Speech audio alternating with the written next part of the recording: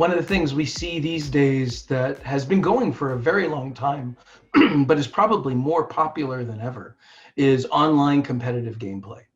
We've been really fortunate to work in this space on a variety of titles, from Microsoft's Age of Empires 2 HD that we got to work on that version. One of the most important things on that was the multiplayer and how people played against each other. But of course, from a larger point of view, working with Valve on Counter-Strike Global Offensive was probably the deepest dive we got into competitive gameplay. We worked on Counter-Strike initially to try and kind of update it to help it make it be a little more modern after it had sat for a while. And then the next goal was to try and bring it to consoles where it had never been before. And as we were going down that path, Valve decided actually what we really want to do is bring a new Counter-Strike to the market. And this was really scary at the time.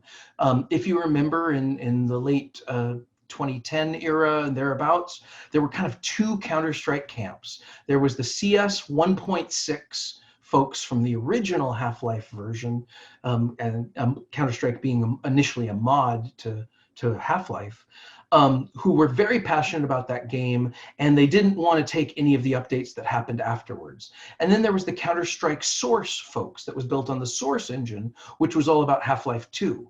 And that was probably far more popular in Europe, while the 1.6 version was probably more popular in the Americas. Those two groups really didn't like each other. It was almost like a religion, almost like Macs and PCs or PlayStations versus Xboxes. And they were playing the same game. They were both competitively playing a version of the same game. But one of the things players love, and it's not the only thing players love, but especially in a competitive online game, one of the things we as game developers think about is mastery. A player really wants to get good at a game, learn, improve their skills, and develop mastery. And a lot of personal satisfaction by a gamer comes from that sense of, I have mastered this game, I have gotten good at it.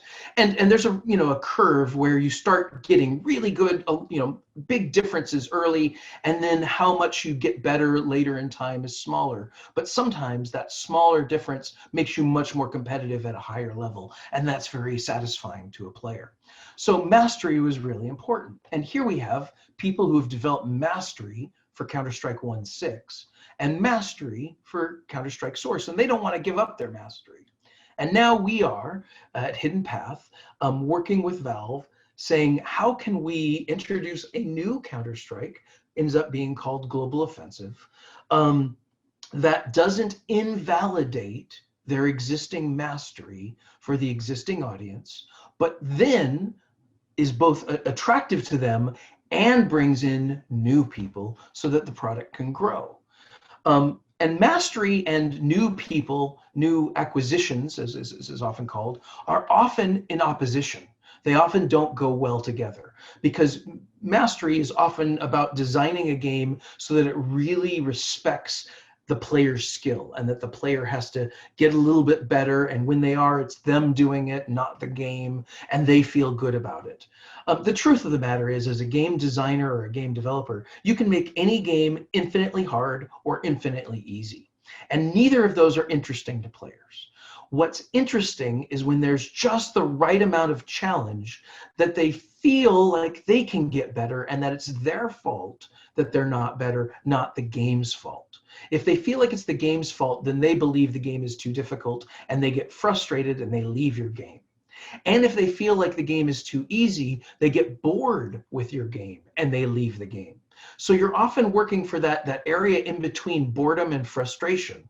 And in fact, as a game designer, you don't want to even just focus on staying in between boredom and frustration. You actually want to oscillate between the two.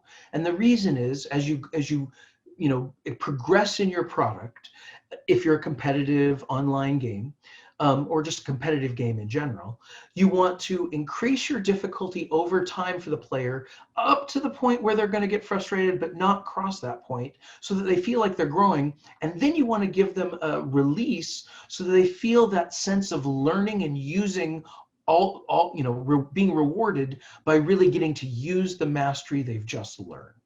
And then after they've done that for a little while, you don't want that to last too long, because then they'll become bored. And then you increase the difficulty again, and it becomes a sinusoidal wave in between this boredom and frustration area that changes over time. That area doesn't even the same for a beginning player and an end player. Now, knowing all of that from a game designer's point of view, it gets pretty confusing.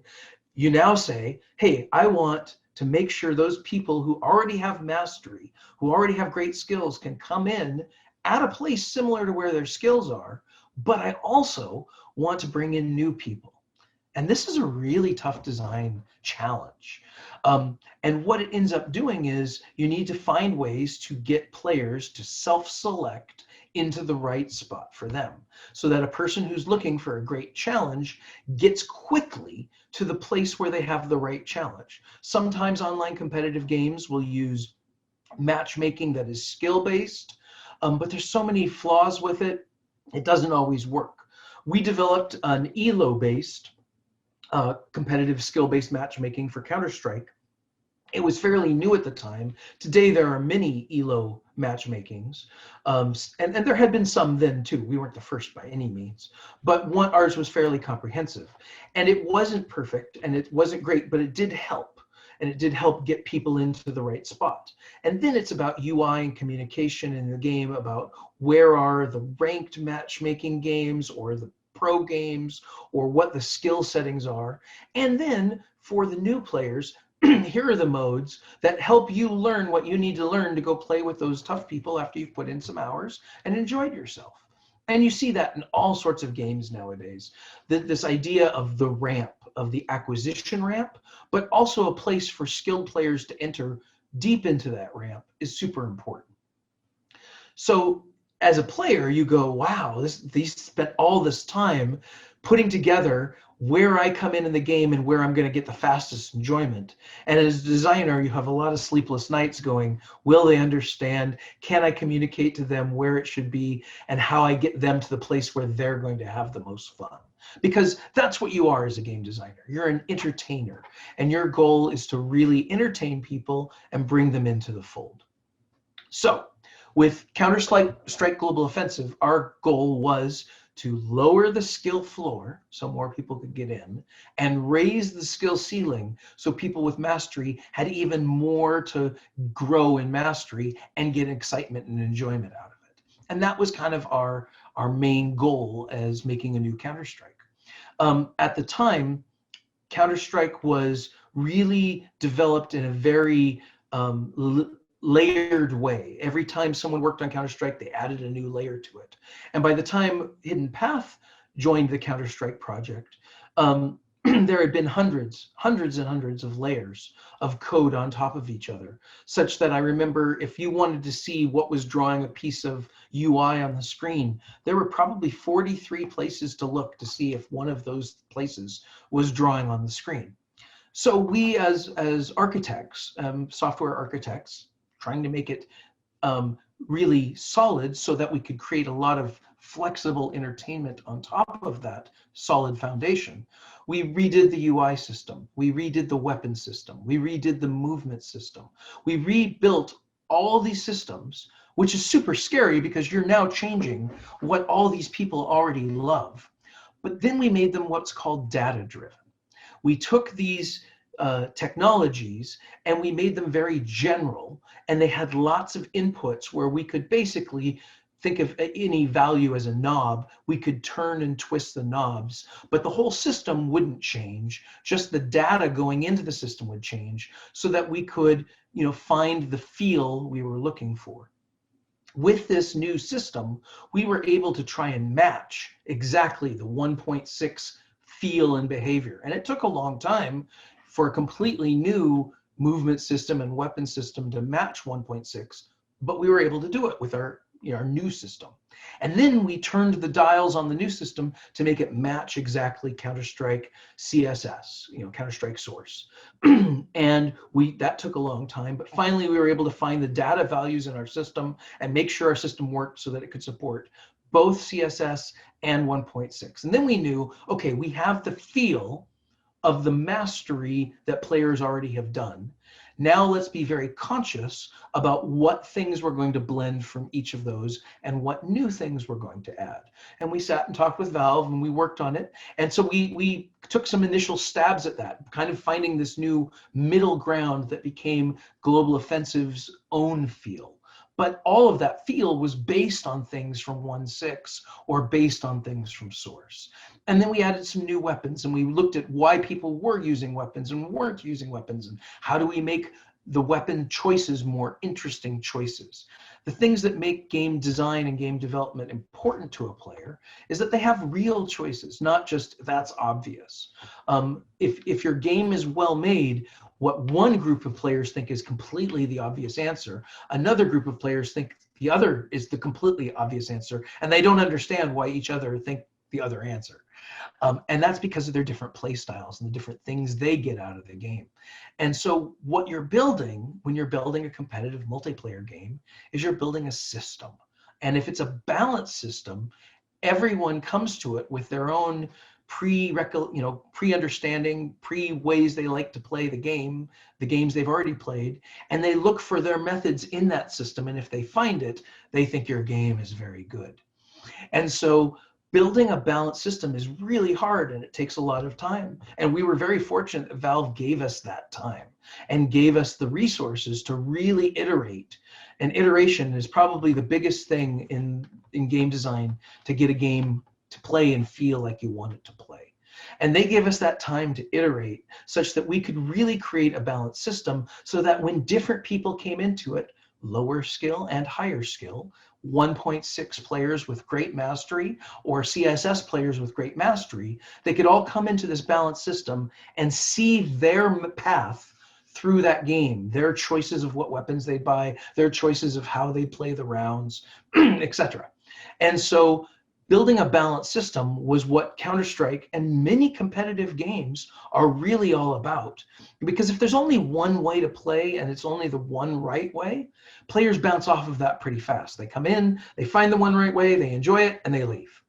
And what you want as a game developer is a game that people are going to fall in love with. They're going to want to keep playing. They want to keep playing over and over. I mean, one of the reasons why our population, humans, love sports so much isn't because the rules change all the time or there's a new mod to the sport. Sometimes that's fun. But for the most part, it's that we all understand a basic set of rules and we watch different skills and mastery or different strategies or different ways of playing that fit inside those same rules. And we enjoy that team overcoming the odds or coming up with a new way of doing things. And the same thing is true when you're building a competitive online multiplayer game. One of the things that was really special when we got to work with Valve was that as we got farther along in the game and it was starting to feel really good, Valve invited, I think it was like 30 or 40 pros from the esports industry to come to Valve and give feedback on Counter-Strike. That was all they knew. They didn't even know we were building a new one. And the community at the time wasn't as close with Valve as they are today, because at the time, Valve was not involved in the esports scene at all. They made the game, but all of the esports tournaments were not sponsored by Valve, were not supported thoroughly by Valve the way it is today. And so the professionals kind of came with a little bit of peace of mind that they wanted to give Valve. So they didn't come necessarily in the most friendly way. They were thrilled they were being flown to Seattle, Washington in the United States.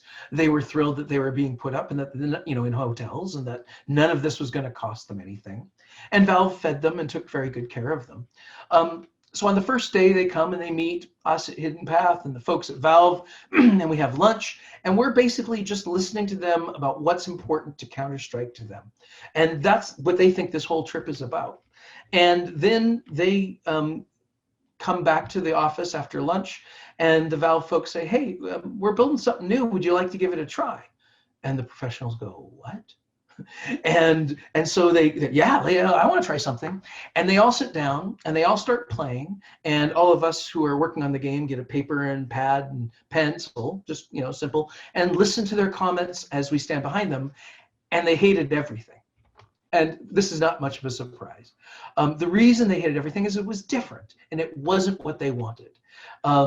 Because they're what they want, right? That moment is the mastery that they've already got to be 100% transferable. And it's not. But they start saying, man, this is almost good, but if you could just do this, and and they're throwing out all these ideas. And if you've ever been in a focus group listening to gamers who are playing a game that's not finished, you're going to hear a lot of ideas that are just not possible. You're going to hear a lot of things and suggestions that actually will break other things. We have a saying that 90% of the time when someone points out a problem, they're right. But 90% of the time when they suggest a solution to fix that problem, they're wrong. And that's because as a game designer, you're working with multiple variables and you're trying to figure out how it all balances together.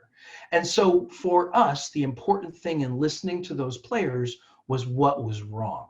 Not so much what their suggestions were, but what they thought was wrong. Because if we identified what was wrong and we all agreed, yeah, that's probably wrong, then we could come up with a solution that wouldn't break other things.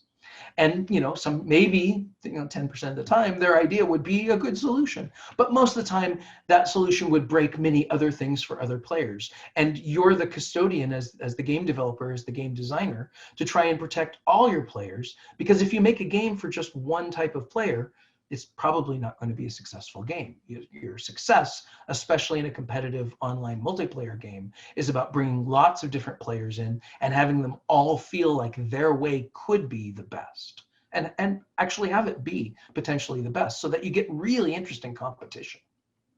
So we listened to all the things that they said was wrong. Valve took them to a baseball game in Seattle and said, let's entertain you tonight.